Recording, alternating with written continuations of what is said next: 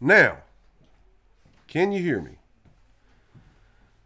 I'm up close tonight. I want to see how this goes. Framing myself up close like this. I can see people unsubscribing already. How y'all doing out there tonight? Let's see who we have in the house here. I see Jessica, Mike, Westside, Doc Holliday, Thursday Adams, Joaquin. Let's see, Gaius, Shadow, Carol Brown. Hey, Carol, Heart Lady, Rough Girl Rough, Linda Stanfield, Vincent. Oh, somebody says can hear but can't see. Okay, somebody says you're good. Okay. Fractured Empiricist says, woohoo, good evening, James. How's your handsome self doing? My handsome self? I'm doing okay. I am. I'm doing all right. I hope you guys are. Lo Horton, Zara, Amanda Duncan, Carrie. What is happening, everybody? So, anyway, we've had a holiday since I saw you guys. How was Thanksgiving? For me, it was all right. You know, went over to my, I guess you could call her my ex's, her family's house. You know, it's just a tradition. Me and the kids went over there, and everything's cool. You know, she was there, with her new boyfriend and his family, and there were about 47 people there. It was really, really cool. And I went to, like, right behind her grandparents' house is my family's, on my dad's side, they're the cemetery that the whole family, the Wright family, my last name, used to get buried in. And so I went over there and took a picture of my great grandparents' grave site, and it's pretty crazy. It's pretty crazy to think about. My great grandfather was 45 years old when my grandfather was born.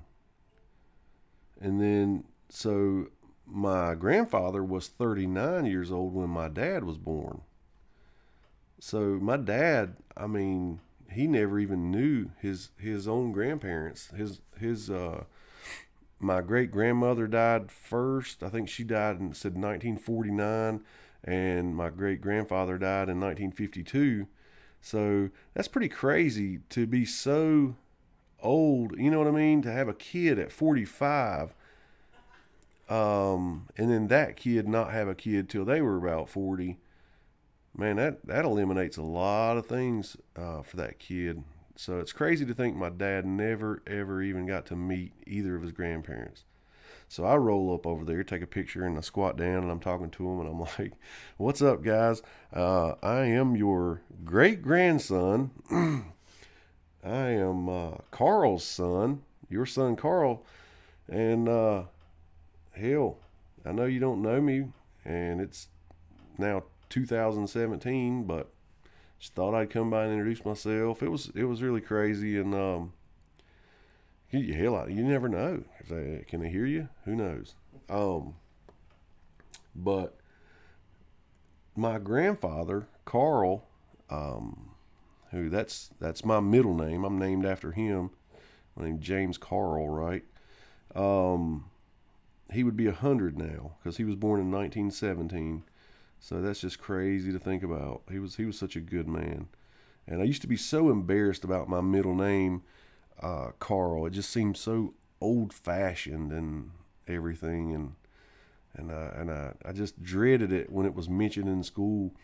But the older you get and the more you meet and get to know the man that you're named after, and you realize he's a really cool dude.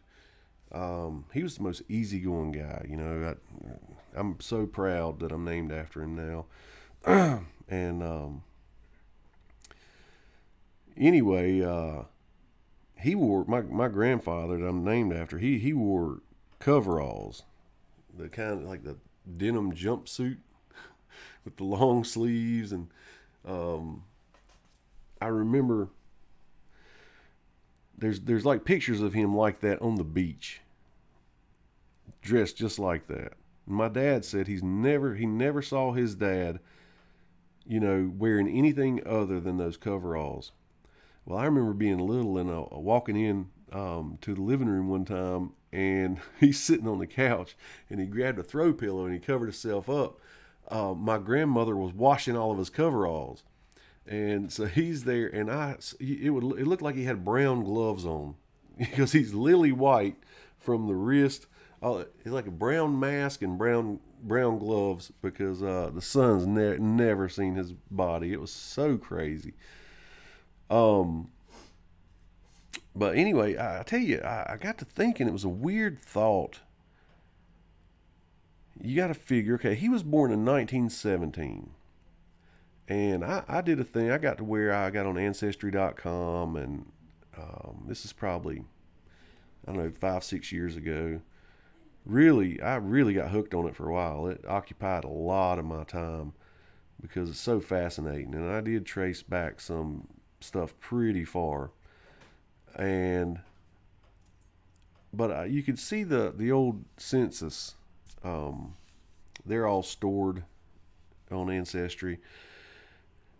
And I got to looking, and my grandfather had probably 9 or 10 siblings, and some of them were old enough to be his parents. And while I was in the cemetery the other day, I got to thinking, I wonder if, because people were so proud back then and ashamed of certain things that you wouldn't be ashamed of now,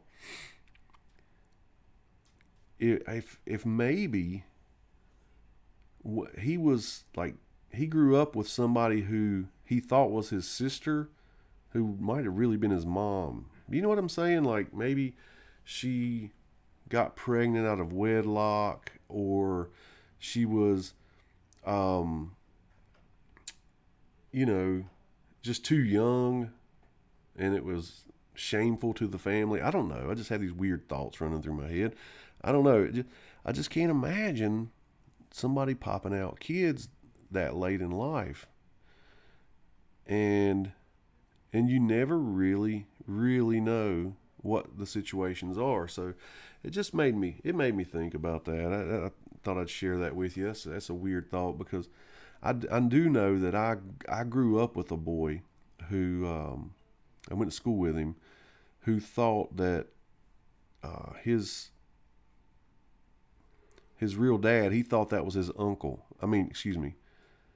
He thought it was his brother, because his parents were really, really old compared to everybody else's. And my family knew his dad and knew that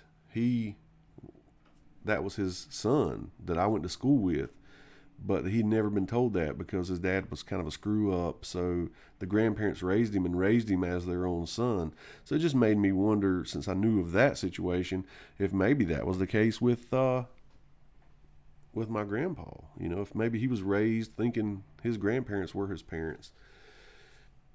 I don't know why I shared that with you. It's such a weird thought, but I did think. I think about stuff like that. You know how back in the day, if somebody went to prison, the parents would say, oh, he's gone, whatever. He could join the army, he's off fighting in the war or whatever. And really, he's locked up in prison because people were so proud back then to shame their names. It just makes me wonder. But, let's see. Well, Linda said yes. She said it had something that happened like that. A neighbor or something. Let's see. We got 49 watching. That's pretty cool. One cool thing about that, about when you get into that Ancestry.com and stuff, and you look at the census, it actually, it'll have servants on there and stuff like that. My family, I never knew any of them, of course. But they owned a lot of land and had a huge farm.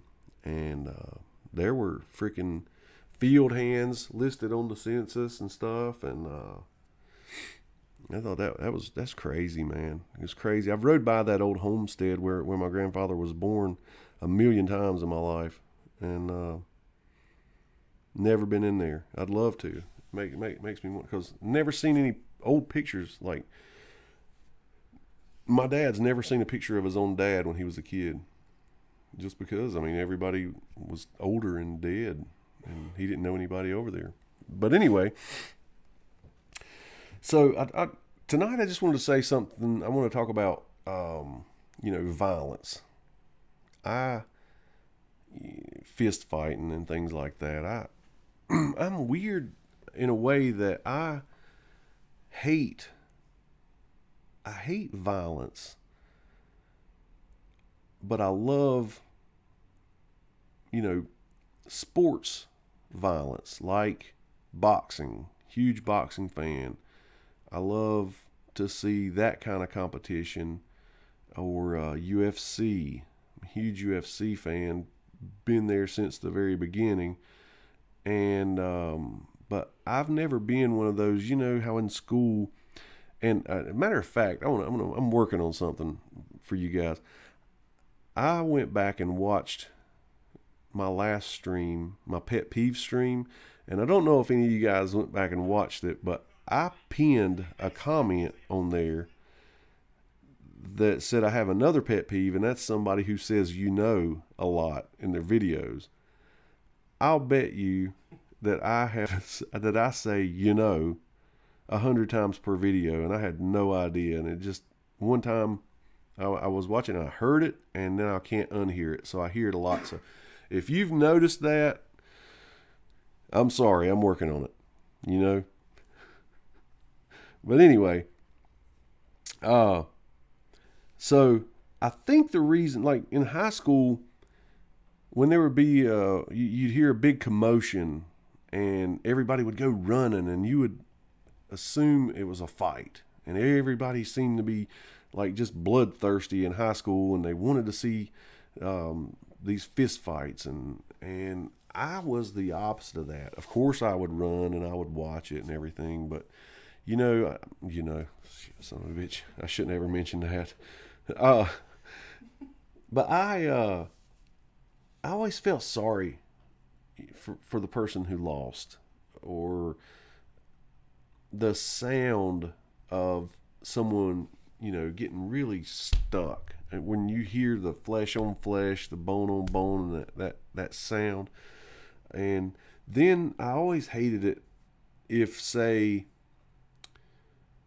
it was a popular kid and a not uncool kid, nerd or what have you, or you kind of felt like it was a bully beating up on somebody who really didn't want to be there, but were just defending themselves. Because it just, I don't know. It's always really felt bad. And I believe it's because I was exposed to so much violence as a kid. I can't stand it now.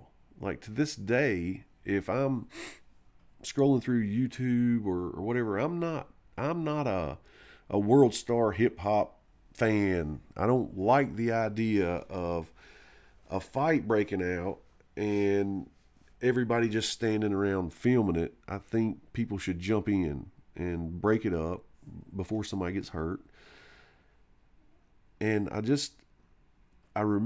have a couple memories of, some horrible violence that I witnessed as a kid that I think made me that way. And the thing is crazy. Like I said, I can handle all the blood, the wide open gashes on people's faces in sport fighting, because they choose to be there, and that's what they sign up for, and they love it. And I love a good slugfest as much as anybody else. But on the street, I have a different feeling. If I hear, like I said, that good sound of a really good punch, I don't like the feeling it gives me. And there was a time when I remember I was probably 10. A lot of my memories, if you listen to a lot of my stories, take place around this time, and they involve my stepdad. And he, like I said, he would go to prison quite often, or jail, and stay there for months at a time. And while he was gone, it seemed like my mom didn't miss a beat as far as dating other dudes. Sometimes it seemed like she would, and I remember they would exchange letters and things, but most of the time she would end up having another boyfriend while he was locked up. And so that made for some pretty crazy things, when he got out and would come home. And now somebody else is crazy about my mom. And there was this one really tough dude who my mom hooked up with one time when he was when he was locked up, and he came over when my stepdad was home, and they were all drinking in the kitchen. And I feel like that this house, this little duplex that I've tried to describe to you before, one time in a video I was describing it, and I think I was glitching, so you may not remember, but it was a duplex, and there were 3 rooms in each duplex. You walk in the front door, and you could walk into the living room, straight into the bedroom, and then straight into the kitchen, and straight out the back door, right? Well, this the bedroom was in the middle, like I say, and they were in the kitchen. And I described I had those old iron bunk beds from the jail or prison or wherever they came from. And me and my sister were laying there on the bottom bunk together. And you could hear, if you grew up around violence, you could always tell when something was about to pop off. You could hear the voices raise. You could hear, I don't know, there is just a feeling of a building tension, and I could feel it that night. And I heard some rumbling and everything, and I jumped up and I ran to the door, and I said, what's going on in here? And I remember my stepdad and that dude said, we're just wrestling around. And I said, well, y'all don't be fighting. Because I knew how it went. We're not. So I go lay back down. Me and my sister are nervous. My stepdad comes out of the kitchen, and he walks like he's going to the bathroom. And when he comes back out, he goes beside of his bed and gets a baseball bat. And when he comes back to the kitchen, he leans it against the door of the kitchen. They go in there, they party some more, and everybody was about to leave, and he get it, Riddick, get it. I think that's sleigh bells. But he so it's like everybody's about to leave and it's winding down, but I knew, me and my sister both were there whispering to each other. She's 5, I'm 10. And so they're saying their goodbyes, and my stepdad's backing out of the kitchen, and he shoves the guy, like just right in the chest, shoves him down to the ground, and he reaches to get the baseball bat. Well, before he could get his hands on it good, the dude tackled him right at the bottom of our bunk beds. And at the foot of our bunk beds, just right across, was my mom and my stepdad's bed. Like I said, we all slept in the same room. And he tackled him down, and he grabbed him, by the back of the head, and he was just blasting him. I mean, so hard and so powerful. Meanwhile, my mom's in there in the kitchen fighting with the dude's wife. And, by this time, my stepdad's pretty dazed and unconscious. He's, laying there. And I hear the lady scream, she's got a knife. And he's like, stop her. She's like, I can't stop her. So my mom comes in there, runs him out with a knife. Well, this big fat dude that was with the guy who jumped on my stepdad was laying across the bed over me and my sister, holding us down because we were screaming, and saying, stop, stop. And I'd never met this dude in my life, and he's holding us down saying, just stay here. Everything's going to be okay. You're going to be okay. Shh, shh. And I just remember his big, fat, alcoholic breath right in our face, and it was just terrifying. But the sound that made when he was doing that, when he had him right at the foot of our bed, just sticking him over and over again, I think that is what made, that sound made me, feel uncomfortable later in life when you see a good street fight. And so anyway,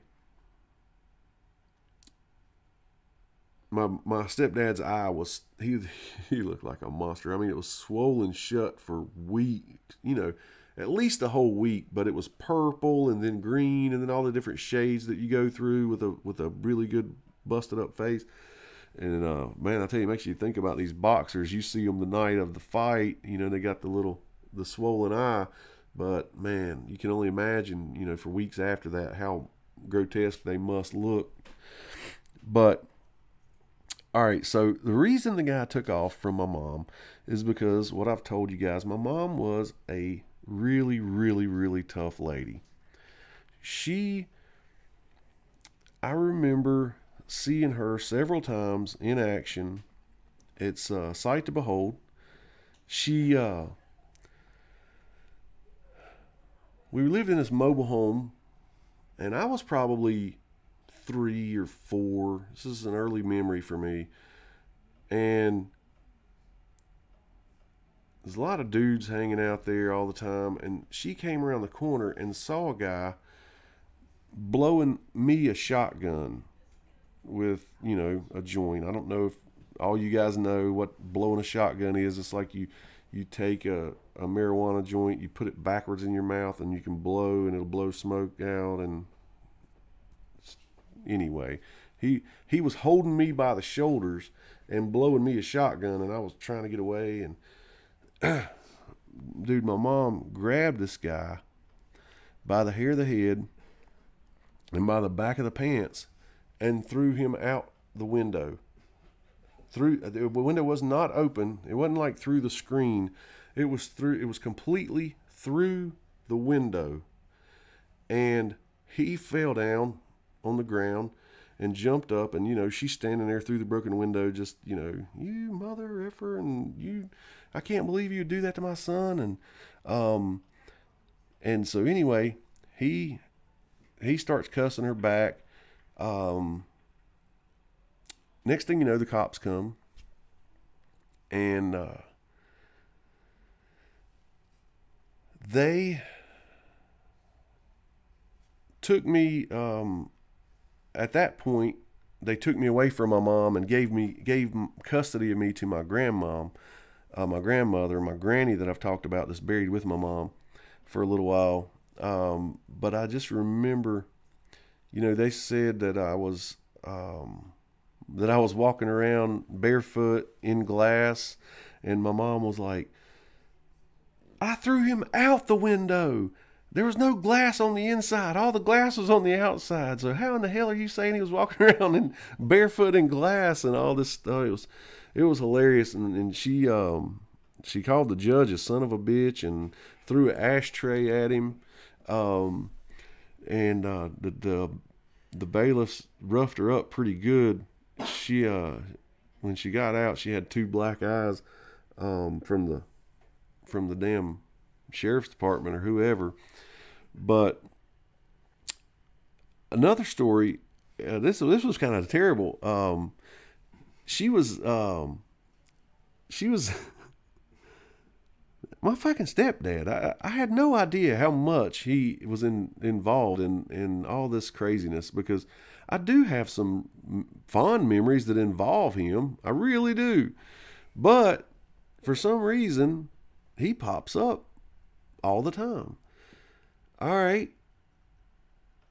They lived in this apartment. It was a huge house, a 2-story house that was turned into like 4 apartments. Their house was downstairs. And the reason I say their house is because at this time, I was living with my great-grandmother, because my great-grandfather had died and she couldn't stay alone. So I was like 9 years old. And I moved in with my great-grandma. And but I would go over there like every weekend. Well, there was a party going on upstairs. They invited my stepdad, did not invite my mom. So my mom's downstairs, and the lady comes down to the apartment and says, "Hey, bitch, you need to get up there and clean up your old man's puke. He just puked all over my living room floor." And my mom was like, "Well, bitch, you the fucking one that invited him, and then didn't invite me. You clean it up." Well, this lady reaches in her pocket and pulls out a knife and comes to my mom. My mom grabbed her in a headlock, and this lady is stabbing my mom in the thigh. She drug her over to the kitchen sink, reached into the dish drainer and got a paring knife. She had been peeling some potatoes, and stabbed this lady about 15 or 20 times right in the chest. And my mom had these, it was a perfect star. I mean, 5 stab marks in her, scars in her thigh from where this lady stabbed her 5 times in the thigh. Luckily it didn't hit her femoral artery or anything.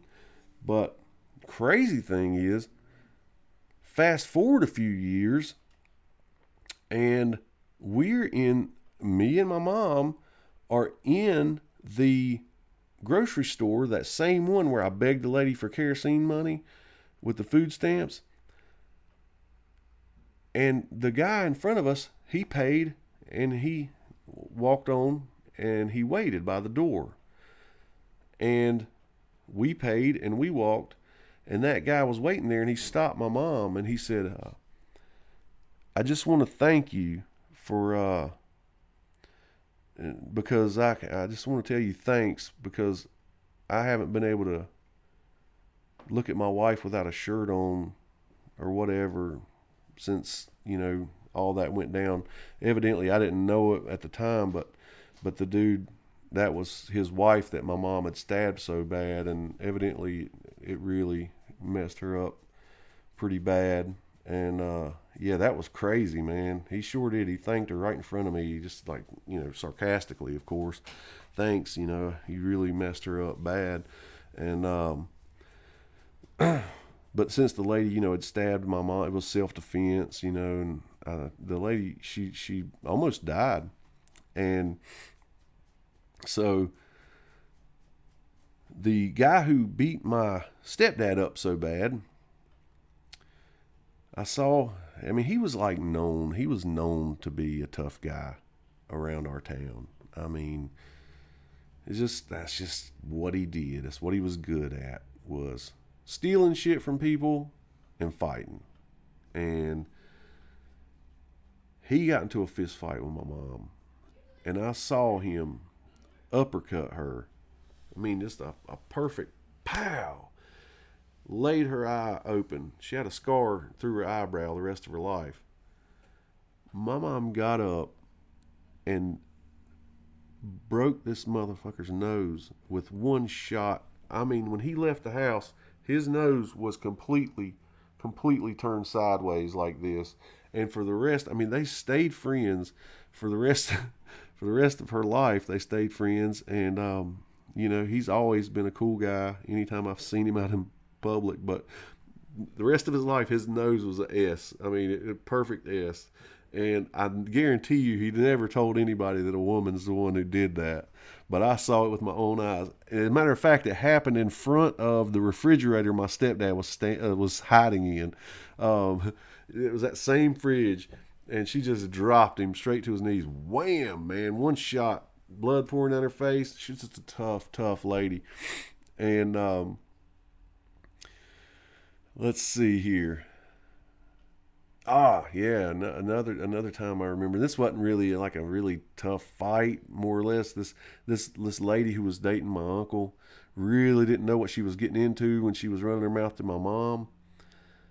And when she found out, you know, she took off running and trying to run back to her house, her trailer, her and my uncle's trailer.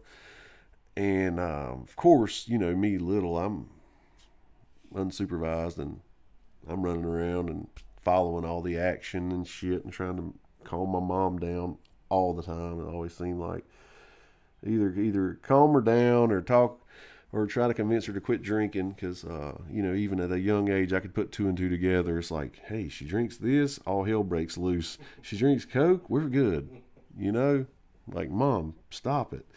But she chased that lady, and that lady had hair, long hair like Crystal Gale. I don't know if you guys remember Crystal Gale, but it was like, damn, way past her butt. And she ran into her trailer just in time to shut the door behind her, but her hair didn't make it in the door. And my mom, like, just twisted her hand up in that and put her foot on the door and was yanking this lady's hair, and she was screaming, and I could see my uncle, you know, through the little triangular window on mobile homes. You know how they have those diamond shaped windows sometimes. He was cussing my mom. He was like, let go. And anyway, so the cops came, and my mom went and thought she could hide in a pile of leaves, and here I am standing there by the leaves looking, and the cops come up, you know, and they got her, and yeah, she fought them that night. That was crazy. I really don't think that my mom started a lot of fights. I really don't. As many as she was in, I really believe she more or less was, you know, just defending herself, and then once she kind of snapped, it was anything goes kind of thing. But I think that's why I've never been into fighting and street fighting is all this craziness and stabbing, you know. And she stabbed my stepdad the one time I told you about, when he tried to pick my brother up by the foot, and my sister actually saw his lungs, one of his lungs dripping out the hole. It was just like leaking out, stringy, she said. But so when I tell you, you know, that I was raised poor, you know, it was always like there was always money for a party. That's what really bothers me looking back, is like, you know, where does all this alcohol come from? Why does everybody want to, well, you know, when they get money, they buy stuff for a party. It's like, I don't get it, man. So I didn't mind so much the times that I was, you know, just left alone, like I told you before. And it is kind of neglect, but it was a break. You know, I was in control of everything. I was cool with that. It was those long periods of time. And this is a little known fact, that you may not ever have met anybody else like me. One of these times when we were staying somewhere where I had no friends or anything, I didn't know anybody, and kind of just stayed in the house, and I don't think there was a TV. I did have some coloring books and stuff like that. Maybe a couple little action figures or whatever. But I counted to 1,000,000. And I don't know if you know this, but if you count to 1,000,000, it would take 12 days. Because there's like, right at 1,000,000 seconds in 12 days. And I think it took me about a month probably. But I would just count. This is audibly. And I would write the number down that I left off at. And then the next time I was in my bed, and the way I did it was, excuse me. Have you ever seen those ceilings that are the little white tiles? They're like 1 foot by 1 foot, old school ceilings. I could lay in my bed and I would just go down the row and count them and just keep counting them.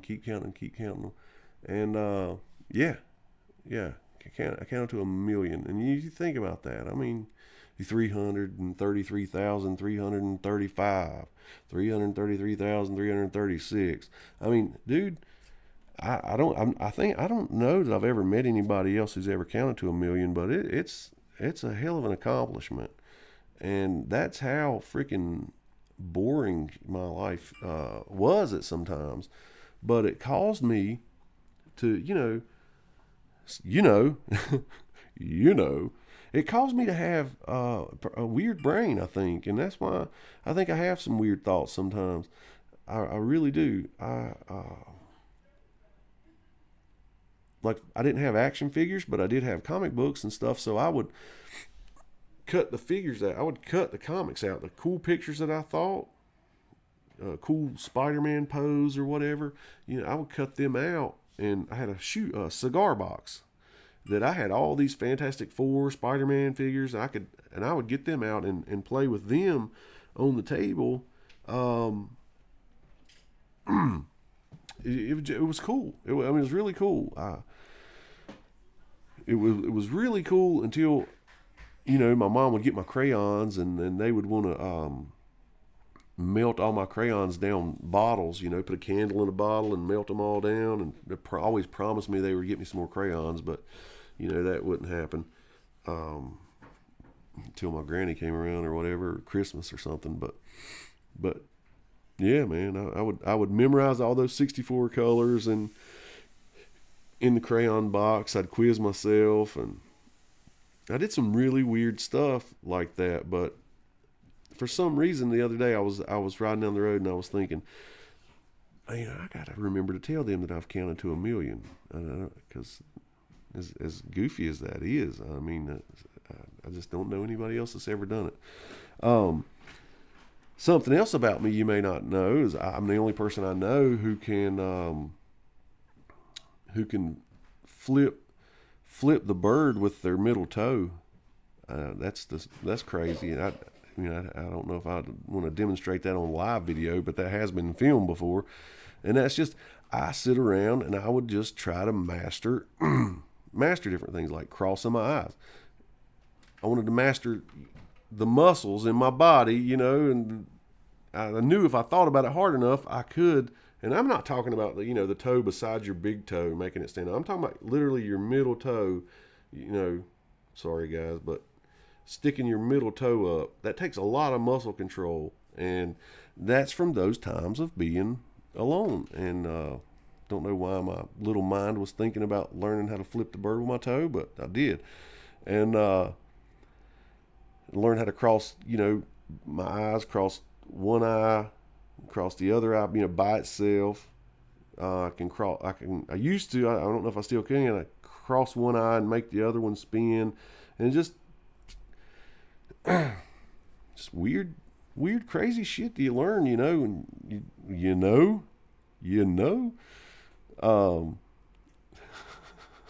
the toe thing got him in the Hall of Fame in North Carolina. That's funny.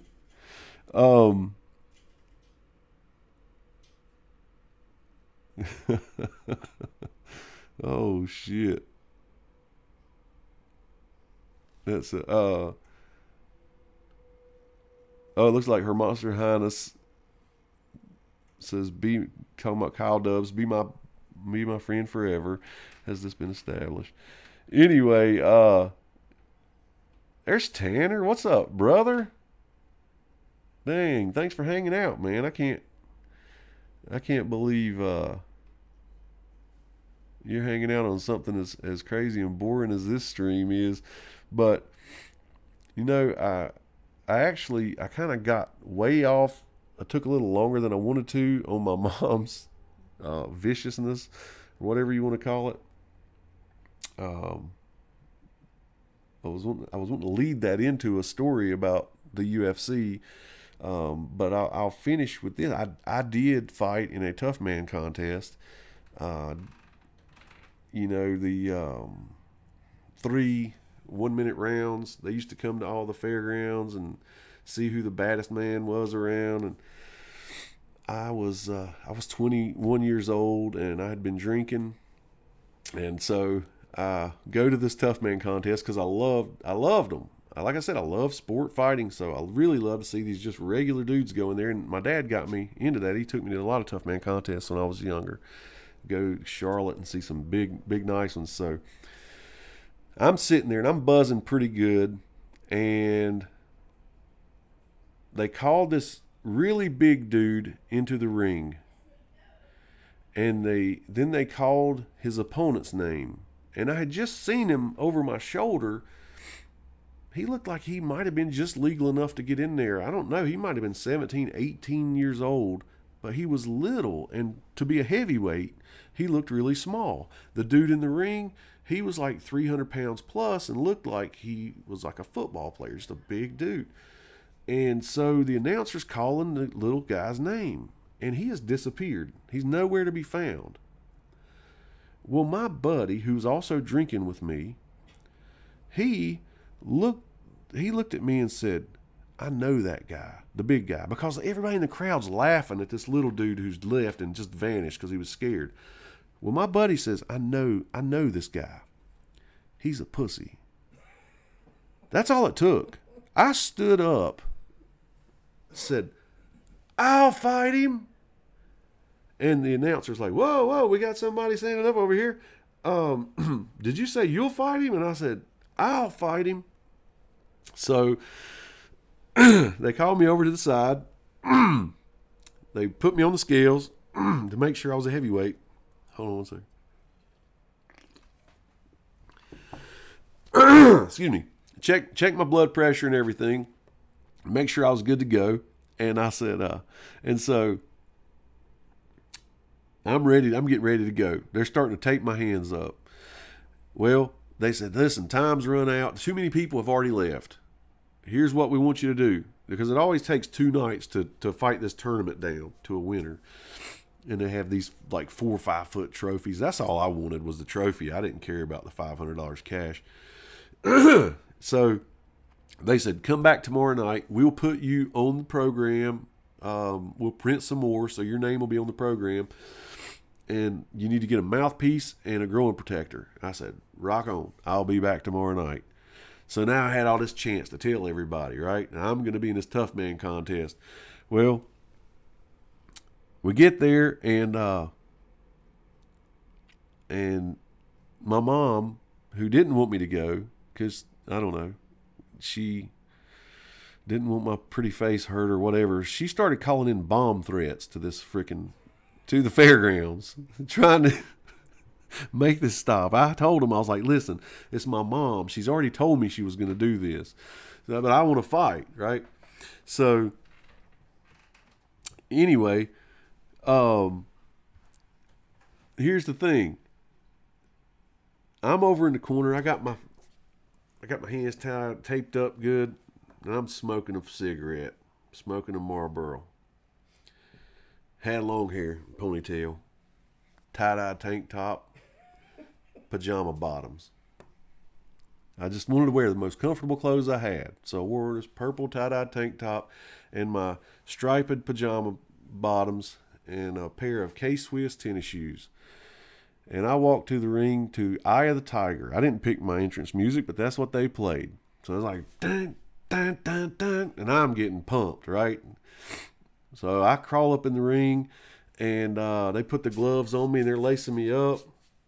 Now remember, I'm supposed to be fighting the pussy, right? Next thing you know, I hear, whoop, there it is. Whoop, there it is. And here comes this freaking Mike Tyson look-alike from the back. Now, my sister said that when she saw him coming to the ring, she almost threw up. She was so nervous for me. I said, how the hell do you think I felt? Right? So he gets in the ring, and his name was Johnny Walker. I'll never forget it as long as I live. So Johnny Walker, he comes in the ring, and the ref says, all right, you want to wear headgear? I said, nope. I said, if I'm going to do this, I'm going to do it. Let's go straight up. And so Johnny didn't wear headgear. I didn't wear headgear. I run out there, blast him right in the face with the first punch, man. And everybody that was there was like, oh my God, it was the most beautiful, beautiful first punch, because I had literally just put a cigarette out, stepped it out, and walked up into the ring. And I'm sure I looked like a joke to everybody. So I blasted him right in the mouth, and he stumbled back into the corner, and I jumped on this dude, and I am hitting him with these 16-ounce gloves on, and I'm just like, and I could hear the crowd with every punch. It was like, ooh, oh, oh. And I started, man, I was like, this is like a dream to me, you know? And his knees buckled a little bit, but he came out of the ring. He came out of the corner at me. And I'm like, that's all I got. I mean, dude, I just hit you with some of my best shots. But those big-ass, old-ass gloves, they just kept rolling. They were so old that the padding wouldn't stay firm. And every time I would punch him, it would roll back on my knuckles, and I knew I could get him. But anyway, he came out swinging, and so I went into Plan B mode. So Plan B is, if you can't knock him out, don't get hit in the face, right? So I'm like this, and he comes out swinging, and I stumble across the ring, and how's it? Oh yeah, I bend down like this, and he hits me in the top of the head, right? And I mean, it felt like a 5-pound bag of sugar just stuck me right in the top of the head. And then he hit me in the body, and I could hear the crowd react to his body shot. Now I'm hearing them going, you know, punches hitting me. And it's like, oh, and I mean, it was a good one. Damn, it was a good one. I was so sore for like a week later. And then like the next day when I would raise my eyebrows, a knot would pop up on top of my head where he got me in the top of the head, but he never got me in the face. So the bell rings, right? Round one's over. I go back to my stool, and the guy's like, you're doing great, man. You're doing great. You almost had him. And he gives me some water, and my buddy Wayne comes up, and he's like, hey, man, you're doing awesome. And I said, fix my ponytail, because my ponytail holder had come out, and it was about to fall out. So he just took it out. So now I'm there, you know, in all my James Hetfield. And dude, I go out there, and I'm like, we're going to give it another shot. One more shot. Don't get hit in the face, but I'm just breathing. I'm having this like adrenaline rush from hell. I remember I tried to do a Muhammad Ali on him that I'd seen Ali do, where you stumble back into the ropes and you use the spring of the ropes to come back and hit the dude. So I fell back into the ropes. Beautiful punch I threw right at him, and he's like, just really fast, just right out of the way. I miss him. My momentum carries me, and I just fell down on the ground. And I'm laying there, and I can hear the ref counting. And I hear my dad, out of all the voices in this packed place, is like, get up, you're not hurt. And I wasn't hurt, you know. So I stood up. Excuse me. I stood up, and the referee is still giving me the standing 8 count. So he gets to 8, and he's like, are you all right? And I look over there, and this Johnny Walker is just bouncing around. He's ready to go, right? Excuse me. So I was like Roberto Duran. I was like, fuck it. He said, what? I said, fuck this. I mean, I couldn't hardly breathe. I was out of shape. I had just did it on a goof because I thought I was going to be fighting a pussy. I didn't realize I was going to be fighting Mike Tyson. And so he says, ring the bell, it's over. Anyway, dude, this Johnny Walker comes up to me and says, why did you let me out of the corner when you had me? He said, I thought you were going to knock me out. I said, what? He said, I'm telling you what, dude, he ended up winning. That was his 5th one he won. And then after 5, you can't participate anymore because they consider you a professional. So, but he said, when I saw you in this tie-dye and in his pants and everything, and he said, I thought you were a joke. And then next thing I know, all I can see is blue. I feel like you're about to knock me out. Why'd you let me out of the corner? I said, I didn't let you out of the corner. You came out of the corner with a left hook. And honestly, you had a horrible way of showing that I was about to knock you out. But he did. He told me that. And you know what, man? I was so proud. So then the big fat pussy fights. And I mean, he is like a human lawnmower. Him and the dude he fought had this rock'em sock'em robots like a hockey fight that never stopped. They beat each other to death for 3 rounds. I'm looking at my buddy, and he's like, that's not the dude I thought it was. I was like, you almost got me in the ring with this big dude.